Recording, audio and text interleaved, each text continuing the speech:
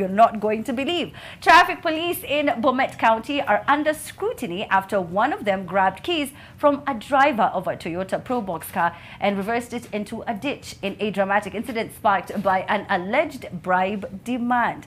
As a result, a female pedestrian was injured in her leg after she was knocked down by the vehicle. It is claimed that the officer's drastic action was prompted by an incident the previous day when the driver failed to pay a daily charge imposed by the police.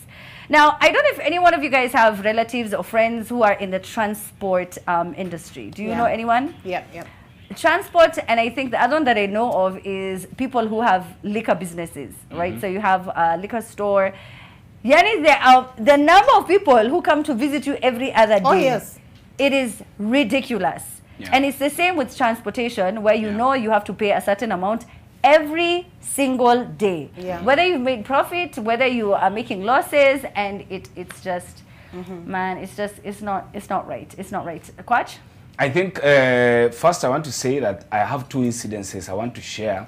One was I was leaving home, coming, my rural home in Siaya, coming to Nairobi, and I was really helped by some traffic cops up around Mau Summit.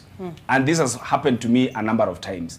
There are so many of these guys that are on the road that are very, very helpful.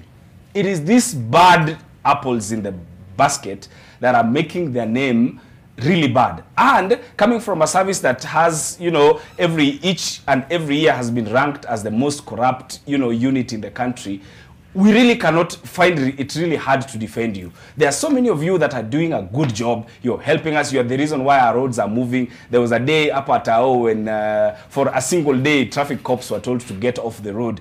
And it was a mess because maybe we have been used to, working with the traffic cops, the ones who are controlling traffic, anakwambia when the light is red. But really, these ones that are making, corruption to be the fuel of, it's a thing. Kwanza ushago, you have to, every single trip, lazima ufinye ka 50, uweke hapo kwa dirisha. Kila, every single trip. Yeah. Every single trip. No matter. Yes. No matter, even if you have all of the documentation that is required, if your car is in proper shape, everything, yani lazima. Yes. Even if we to a Toyota Kenya leo, still. Even when there was a time when they tried to make the system of Nairobi, matatu business cashless, and they were like, no, it cannot happen because the kind of people we have to pay this money, Kamagera, hapa, polisi pale, Kanjo pale, everyone we have to pay, we cannot work cashless. So really, it's a cycle that we are funding it. We as citizens, we are funding this thing because when if we stop, then we can maybe curb a little of it.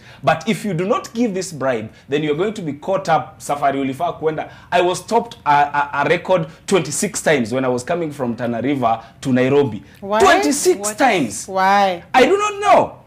I do not know. Maybe it looks suspect. I do not know. Maybe it just looks suspect. 26 times. You know where Tana River is? Yes. Ulikuwa karibu Garissa. Well, past Garissa. Actually, it's past Garissa. But there was one time that the president asked all the traffic police officers to get off the road and allow watoe roadblock waache magari ziende. And it was a good thing that they did because these roadblocks are just traps for bribes. Yeah.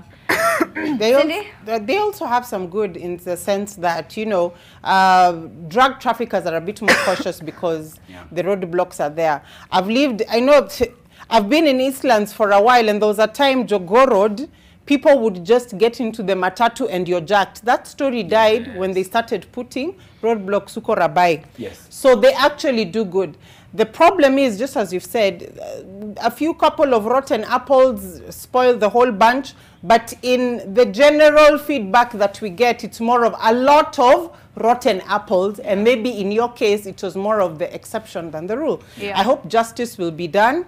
It was very unfortunate that in order to receive a bribe, somebody got hurt because I don't know, someone fell out of the cab. Yeah. But they fantastic commentary. Just watch the video of the guy, the eyewitness. I was intrigued. He told the story very slowly, but it was very captivating.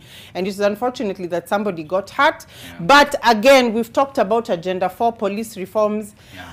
Let's just hope finally, maybe in the next dispensation, something will happen. Cindy, the woman who got hurt actually was not even in the car. She was just there, and he literally backed into her. Yeah. So when you know there's no goodwill, and I think that's a big problem. There's no goodwill to fix these systems. Like what Kwach is saying, we try to go cashless, but we can't because you have to pay people. You know, there's no goodwill because this guy's not in jail. That's a reckless driving charge already. If you've backed into someone and now they're in hospital, their leg is broken, that police officer should also be charged for reckless driving. But alas, he said he'd fix the car and pay for a hospital bill, and voila, we're done. And it's just like, that's okay. But no, he was taking a bribe in the first place, bro. What do you mean he's paying for the damage on the car and for hospital bill, and that's okay? So I think goodwill is a big issue. We can talk corruption every day, but until there's actual will from the police themselves, from the government, and from ourselves, we're just going to do this every other week.